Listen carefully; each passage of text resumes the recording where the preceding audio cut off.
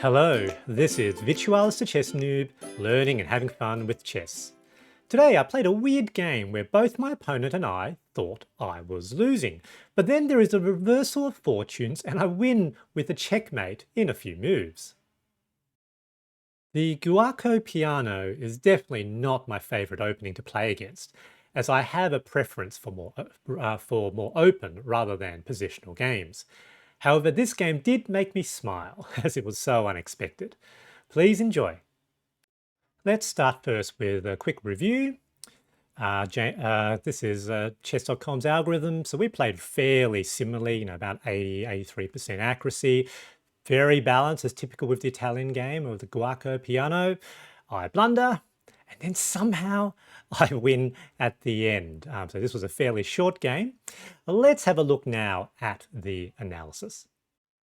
All right, so my opponent played with the white pieces, knight black. They led with e4, e5, knight f3, knight c6, bishop c4, bishop c5. So this is the Italian, of course. They play a d3. I developed my other knight, f6. They now play c3. So this is now sort of entering sort of main line of the Giuoco Piano, potentially sort of the pianissimo variation according to the classification by chess.com.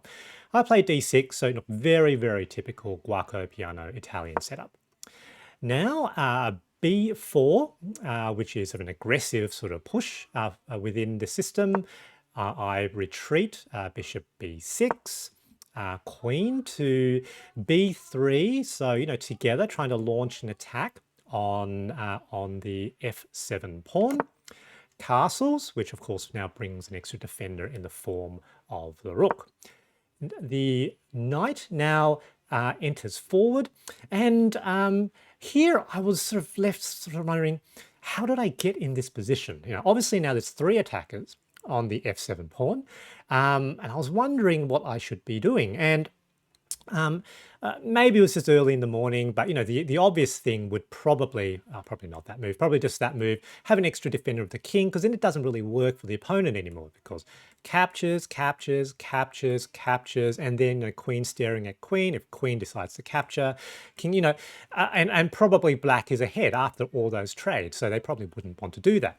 So the right move was queen to e7, and I'm pretty sure sometime in the past, maybe a few months ago, I looked at this, but for some reason I convinced myself that I was in a losing position. I convinced myself I was in a losing position. And so I thought, oh, look, I'm just going to have to block. Now, this is, of course, a blunder. Opponent is well ahead after that because they can just whack, whack, capture, and, then they fork. This is not good. This is not good. Obviously, need to move the queen out of the way, capture. And here I was a bit despondent. I just wasn't sure what was the best move at this point.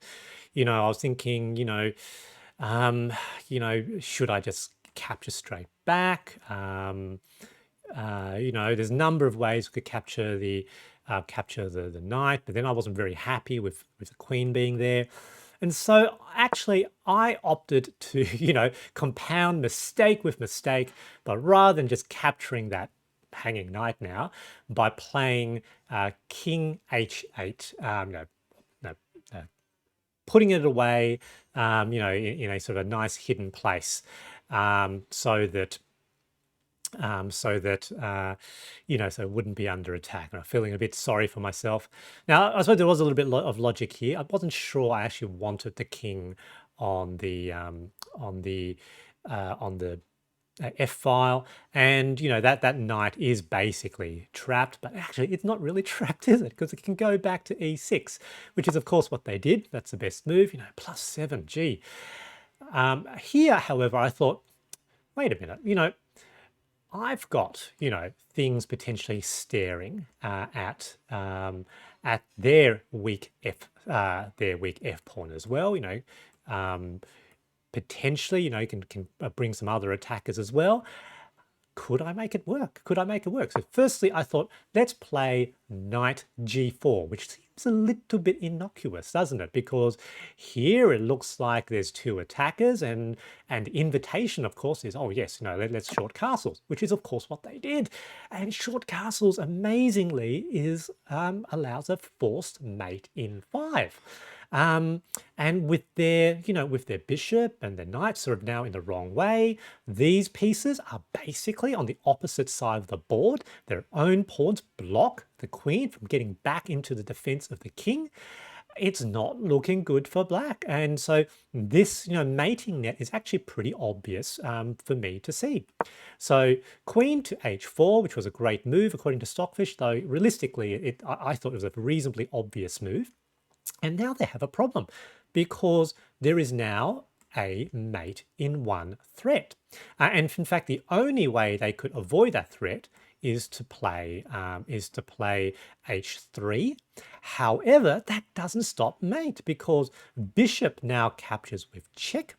Now, if king tries to move out of the way, again, that just doesn't work in terms of preventing checkmate.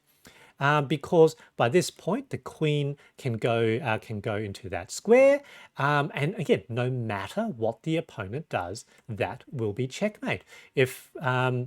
And if what actually happened in this line, which is the most reasonable thing, so here we've check, which is rook captures, you now have queen captures with check, king forced to move, this square is defended by the knight, and now either of those squares is checkmate.